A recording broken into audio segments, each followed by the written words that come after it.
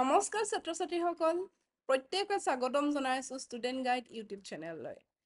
আজি আমি আলোচনা কৰিম অধ্যায় 2 অৰ্থাৎ এচিড ক্ষাৰক আৰু লৱণত আগতে আহি যোৱা যিকোনো পাঁচটা প্ৰশ্ন গতিকে পলম নকৰি চাওচোন আজি পাঁচটা প্ৰশ্ন প্ৰথম প্ৰশ্নটোত কি দিছে চোৱা প্ৰথম প্ৰশ্নটোত দিছে বেকিং সোডাৰ পৰা সোডিয়াম কাৰ্বনেট কেনেকৈ পাব পাৰি গতিকে ইয়াতে যদি চোৱা তোমালোকে বেকিং সোডাৰ ৰাসায়নিক সংকেতটো কি হয় NaHCO3 অৰ্থাৎ সোডিয়াম বাইকাৰ্বনেট তো গতিকে এতিয়া চোৱা বেকিং সোডাক যদি তোমালোকে গৰম কৰা গৰম কৰাৰ ফলত কি উৎপন্ন হয় সোডিয়াম কাৰ্বনেট উৎপন্ন হয় লগতে ওৱাটাৰ আৰু কাৰ্বন ডাই অক্সাইড উৎপন্ন হয় গতিকে এতিয়া আমি গম পালো যে যদি আমি বেকিং সোডাক গৰম কৰো তেনেহলে আমি সোডিয়াম কাৰ্বনেট পাব পাৰো গতিকে শুদ্ধ উত্তৰ হ'ব অপচন এ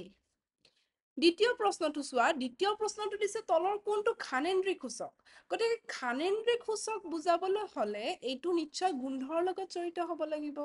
তো গতিকে ইয়াতে দিয়া অপচন কেইটাৰ যদি চোৱা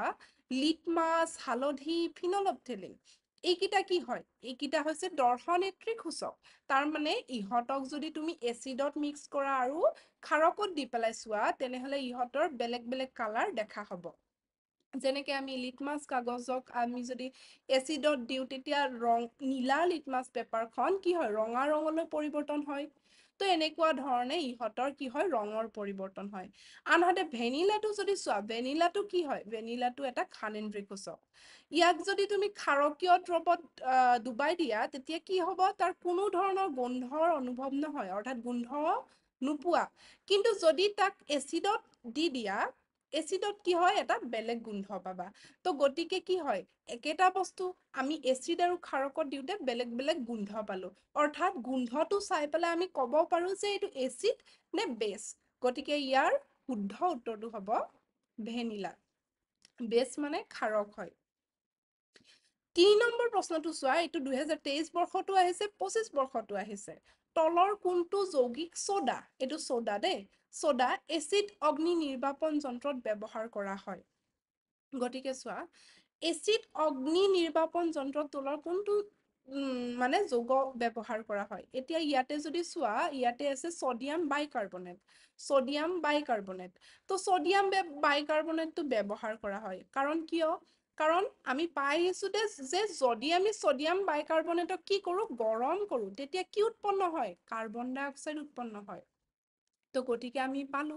যে কাৰ্বন ডাই অক্সাইড যেতিয়া উৎপন্ন হ'ব কাৰ্বন ডাই অক্সাইডে কি কৰে জুই নুমুৱাত সহায় কৰে হয় নে নাই কাৰ্বন ডাই অক্সাইডে জুই নুমুৱাত সহায় কৰে তো গতিকে সেই কাৰণে সোডিয়াম বাইকাৰ্বনেট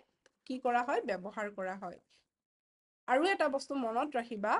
অক্সিজেন সদায় জুই জ্বলোৱাত সহায় কৰে কাৰ্বন ডাই অক্সাইডে জুই নুমুৱাত সহায় কৰে এই দুটা বস্তু মনত ৰাখিবা 4 নম্বৰ প্ৰশ্নটো চোৱা 2025 বৰ্ষত আহি গৈছে এটা প্ৰথম দ্ৰব্যৰ pHৰ মান কি হ'ব পাৰে প্ৰথম দ্ৰব্য অৰ্থাৎ যিটো এচিডো নহয় বেছো নহয় তো প্ৰথম দ্ৰব্যৰ pHৰ মান কি হ'ব 7 হ'ব এইটো মনত ৰাখিবা যদি 7তকৈ কম হয় তেতিয়া কি হ'ব এইটো এচিড হ'ব আৰু যদি 7তকৈ বেছি হয় তেনেহলে এইটো ক্ষাৰক হ'ব একেবাৰে শেষৰ প্ৰশ্নটো চোৱা এটা দ্ৰব্যই নীলা লিটমাছ এটা দ্ৰব্যই ৰঙা লিটমাছ পেপাৰখন কি কৰে নীলা কৰে ৰঙা অৰ্থাৎ ৰঙা লিটমাছ পেপাৰখন নীলা কৰে ওকে তো গতিকে এইটোৰ pH কি হ'ব পাৰে এতিয়া চোৱা ৰঙা লিটমাছ যেতিয়া নীলালৈ পৰিৱৰ্তন হ'ব এইটো ক্ষাৰক হ'বনে এচিড হ'ব এইটো প্ৰথমতে ভাবি লোৱা তো গতিকে আমি পাই আহিছো যেতিয়া ৰঙা লিটমাছখন নীলা ৰঙলৈ পৰিৱৰ্তন হয় তাৰ মানে এইটো কি হয় ক্ষাৰক হয় এতিয়া ক্ষাৰকৰ pH কি হ'ব ক্ষাৰকৰ pH হ'ব লাগিলে 7তকৈ বেছি হ'ব লাগিব তো গতিকে ইয়াতে অপচনত কোনটো 7তকৈ বেছি দিছে চোৱা ইয়াতে যদি চাও অপচন ডি টো কি হয় 10 দিছে তো গতিকে ইয়াৰ শুদ্ধ উত্তৰ হ'ব অপচন ডি এয়াই আছিলে আজিৰ 5টা প্ৰশ্ন নেক্সট ভিডিঅ'ত আমি আকৌ লগ পাম ধন্যবাদ